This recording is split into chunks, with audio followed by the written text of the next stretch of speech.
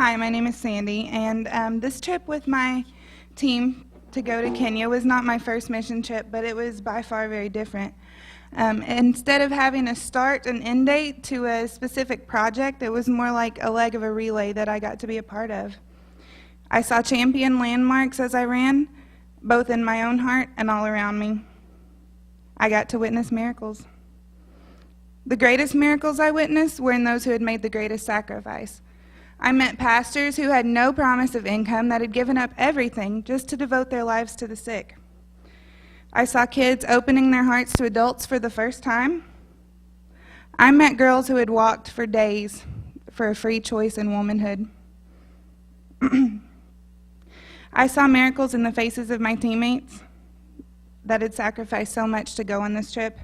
And I met recent Christians in the landfill community that, although their circumstances hadn't changed, they had an everlasting joy. Finally, I met people who were still testing the waters of Christianity. They thought they had to behave before they could believe or belong, and I saw how a loving Father was gently pursuing them. After an emotionally hard day for me, I stepped back and asked myself what needed to change in my own heart so that God could use me like that. The glaring answer was pride. You see, I think I can fix everything. At least I think I should be able to fix everything, and when I can't fix everything, I hear the voices of guilt and condemnation asking me why I couldn't. Once again, I got to trade my I can for a God can.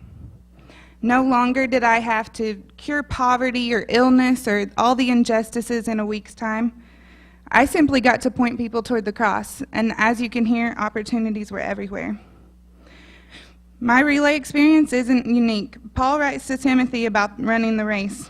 In 2 Timothy 4, he says, "Keep on your watch, challenge, warn, and urge your people. Don't ever quit. Just keep it simple. You're going to find that there will be times when people have no stomach for solid teaching, but you, keep your eye on what you're doing. Keep the message alive. You take over. I'm about to die. My life an offering on God's altar. This is the only race worth running, and I've run hard right to the finish." And Paul's talking about missions when he says that. So I came here to answer your questions about what I experienced, but I'd like to leave you with a couple.